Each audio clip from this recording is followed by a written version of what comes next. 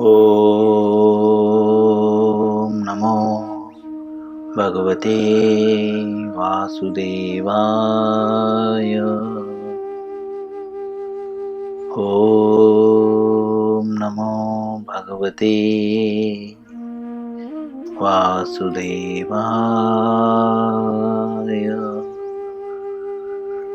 ॐ नमो भगवते वासुदेवाय।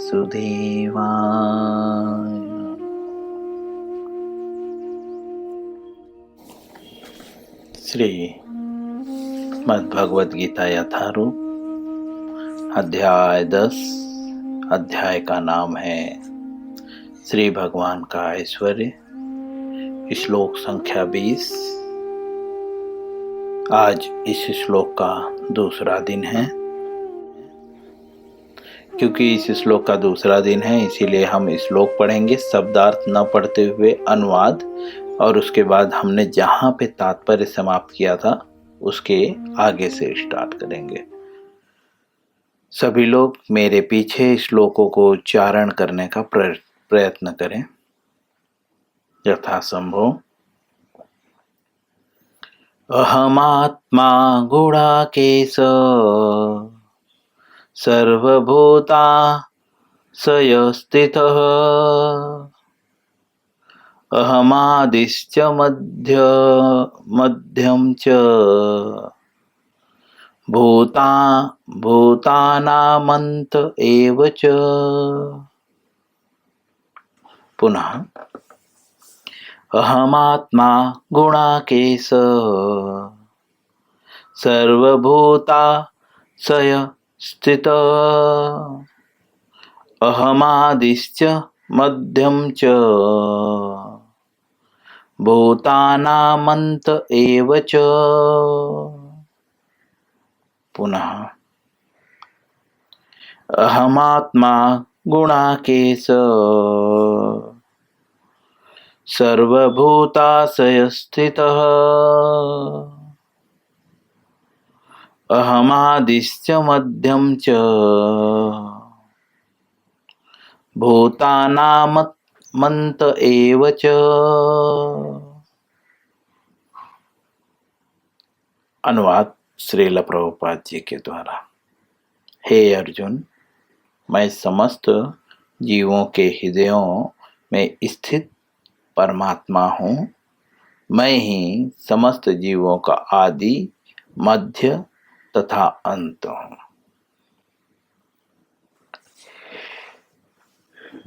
जैसा कि मैंने कहा कल कि यह श्लोक जो है, जैसा कि अर्जुन का इस अध्याय का प्रश्न था, इस अध्याय में अर्जुन प्रश्न करते हैं कि हम कैसे आपका निरंतर चिंतन करें, किस स्वरूप में चिंतन करें, ठीक है, और कैसे जाने हम आपको।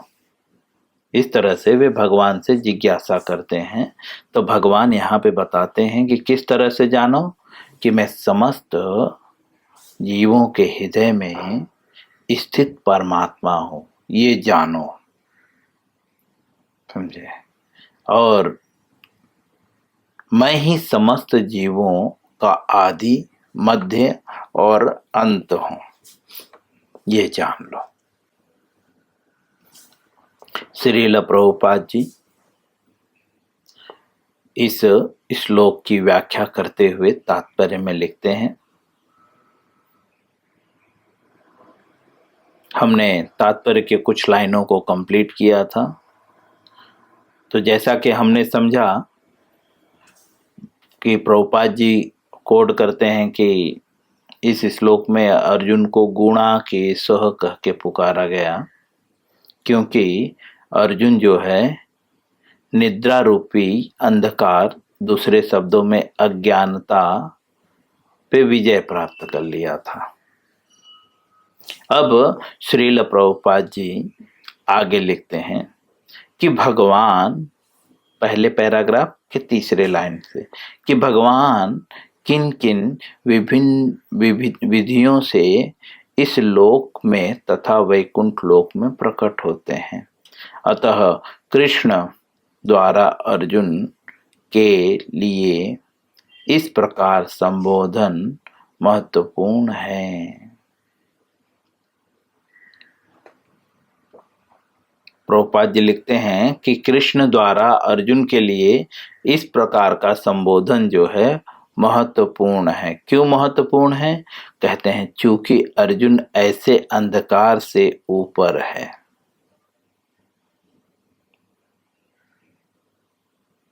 अर्जुन जो है इस प्रकार के अंधकार से ऊपर है। कैसे अंधकार? अज्ञानता रूपी अंधकार से। दूसरे शब्दों में अर्जुन को भली भांति पता है कि शरीर और पदार्थ दोनों भिन्न हैं, क्योंकि ज्ञान का अर्थ ही है शरीर और पदार्थ के विषयक जो है, जो ज्ञान होता है वही वास्तविक ज्ञान है।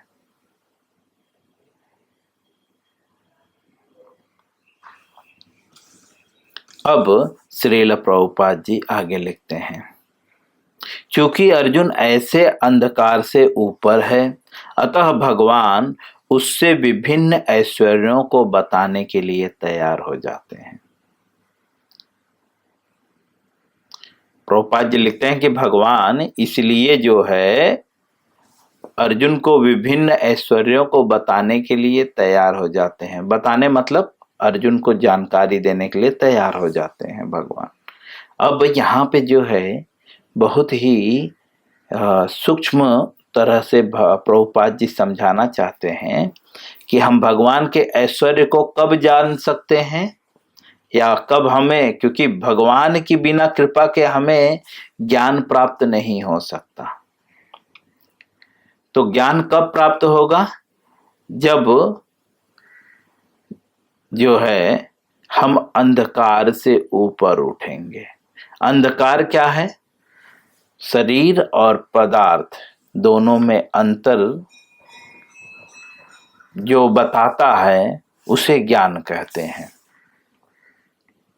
तो सबसे पहले भगवान को ऐश्वर्य को समझने से पूर्व जो है हमें जो है स्वयं को समझना होगा। इसीलिए भगवत गीता में सबसे पूर्व क्या बताया जाता है? आत्मा और शरीर के विषय में वर्णन है ना। सबसे पूर्व जो है आत्मा और शरीर के विषय में वर्णन है। आत्मा क्या है? नैनम छिद्दन्ति शस्त्राणि, नैनम दहति पावक, न चैनम क्लेदयन्त्यापो, न सुसति मारुत। आत्मा का गुण क्या है? न तो उसे जलाया जा सकता है, न तो मारा जा सकता है, न तो काटा जा सकता है। सबसे पहले आत्मा के विषय में बताते हैं। जब तक हम स्वयं को नहीं जान लेते तब तक भगवान के ऐश्वर्य को नहीं समझ सकते, क्योंकि यहाँ पे श्रील प्रभुपाद जी वही क्लियर कर रहे हैं।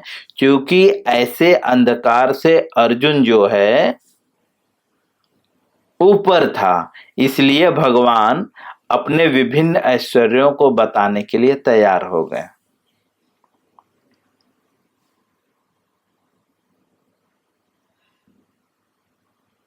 जिस प्रकार से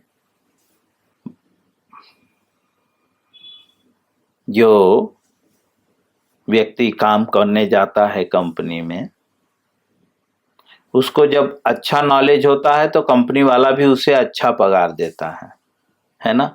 जो अनपढ़ गंवार है उसको झाड़ू लगाने का काम दे देता है, उसको पगार भी कम दे देता है। तो वही शब्द यहाँ पे श्रील प्रभुपाद जी दूसरे शब्दों में बता रहे हैं कि अर्जुन अंधकार से ऊपर था। अंधकार क्या है? अज्ञानता रूपी, जो अज्ञान को ही दूसरे शब्द में अंधकार कहते हैं।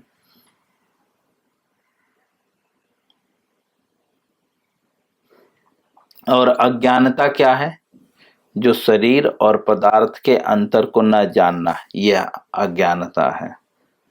अर्जुन को भगवान दूसरे अध्याय में कहते हैं कि तुम्हारे मन में ये कलमश आया कैसे। तो वहां पे श्रील प्रभुपाद जी कलमश का अर्थ जो है गंदगी और अज्ञानता कोड करते हैं।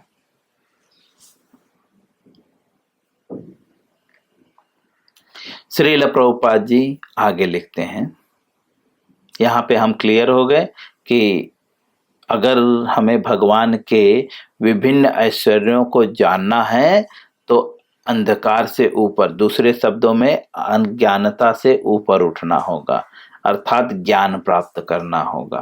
कौन सा ज्ञान? जो शरीर और आत्मा, शरीर दूसरे शब्दों में पदार्थ और आत्मा के अंतर को बता सके, तभी हम भगवान के ऐश्वर्य को समझ सकते हैं। और जब हम भगवान के ऐश्वर्य को समझ लेंगे तब भगवान स्वयं भगवत गीता में घोषित कर चुके हैं, जन्म कर्म च मे दिव्यम मेव यो वृत्ति तत्वतः त्यक्त्वा देहम पुनर्जन्मम नेति मामेति सो अर्जुन। समझे कि जब तुम मेरे विभिन्न ऐश्वर्यों और लीलाओं के विषय में जान लोगे तो ये शरीर को छोड़ने के बाद पुनः जो है यह शरीर धारण नहीं करोगे।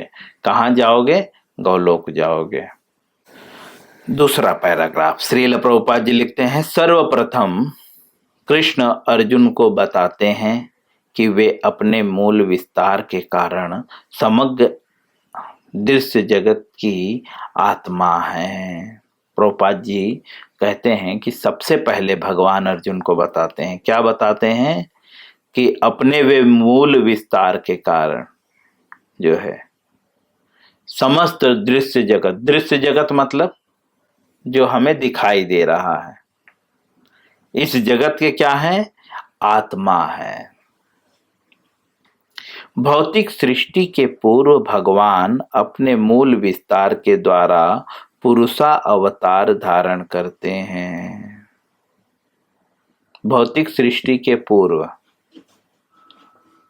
पुरुषा अवतार क्या है? कौन बताएगा? हम पढ़ चुके हैं।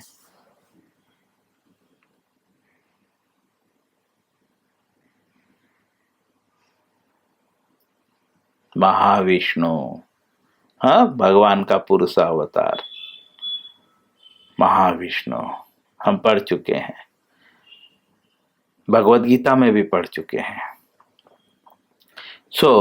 भौतिक सृष्टि के पूर्व अर्थात यह संसार सृष्टि होने अर्थात बनाने से पूर्व जो है, पहले भगवान जो है अपने मूल विस्तार के द्वारा, मूल विस्तार मतलब भगवान स्वयं के विस्तार से जो है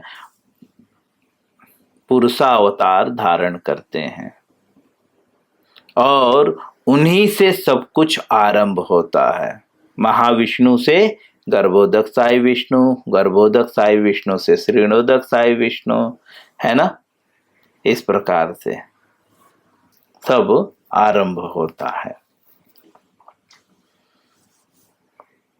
आगे लिखते हैं, अतः वे प्रधान महत्त्व की आत्मा है।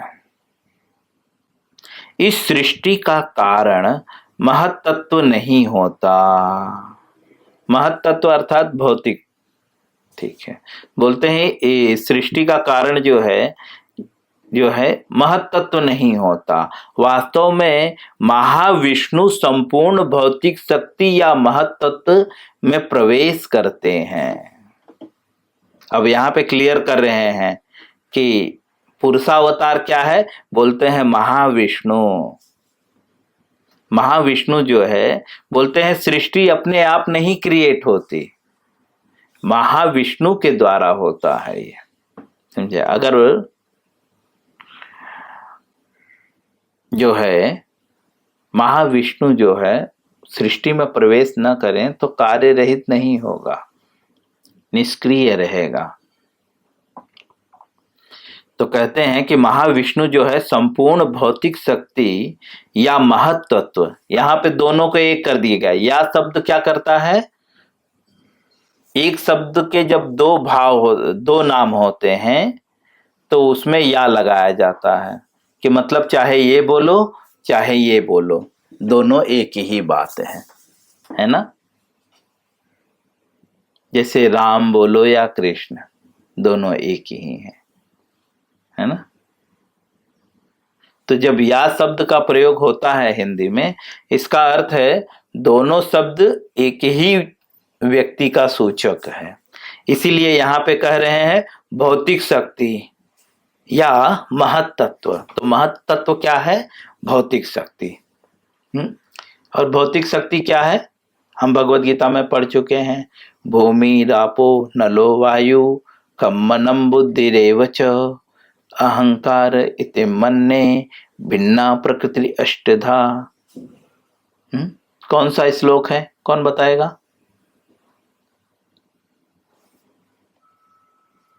हरे कृष्ण प्रभु जी।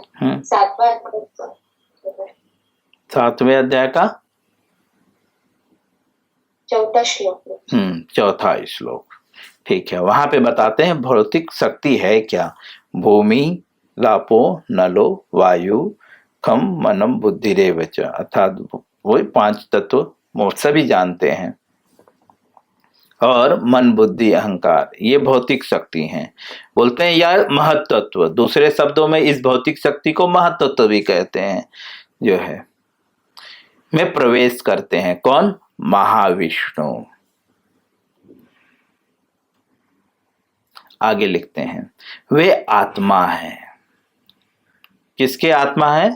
भौतिक शक्ति के आत्मा है। जैसे हमारे इस शरीर के हम आत्मा है, लेकिन हम स्वयं को शरीर मान बैठे हैं। अब आगे लिखते हैं जब महाविष्णु इन प्रकृतिभूत ब्रह्मांडों में प्रवेश करते हैं तो वे प्रत्येक जीव में पुनः परमात्मा के रूप में प्रकट होते हैं। बोलते हैं जब महाविष्णु जो है इस प्रकृतिभूत ब्रह्मांडों में, प्रकृतिक भूत मतलब प्रकृति के द्वारा प्रकट किया गया, महाविष्णु जो है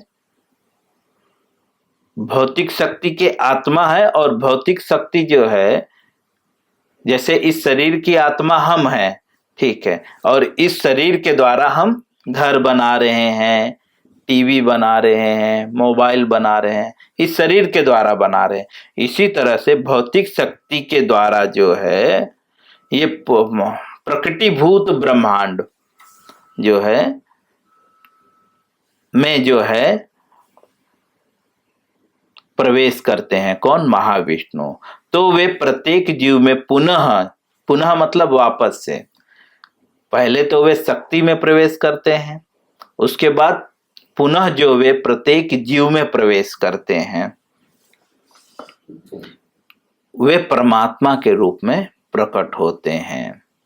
हमें ज्ञात है कि जीव का शरीर आत्मा के स्फुलिंग की उत्पत्ति के कारण विद्यमान रहता है। प्रभुपाद जी कहते हैं कि हमें पता है कि ये शरीर जो है आत्मा के कारण जो है विद्यमान है। अगर ये आत्मा नहीं तो ये शरीर नष्ट हो जाएगा,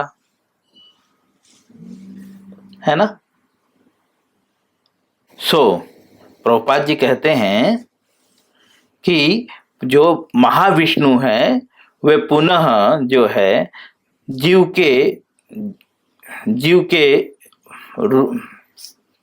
के साथ जो है परमात्मा के रूप में प्रकट होते हैं। ये हमें ज्ञान है। जिस प्रकार से शरीर के बिना जो है, आत्मा के बिना शरीर जो है विद्यमान नहीं रहता, या आत्मा के कारण ही शरीर जो है विद्यमान है। अगर आत्मा नहीं तो शरीर नष्ट हो जाएगा।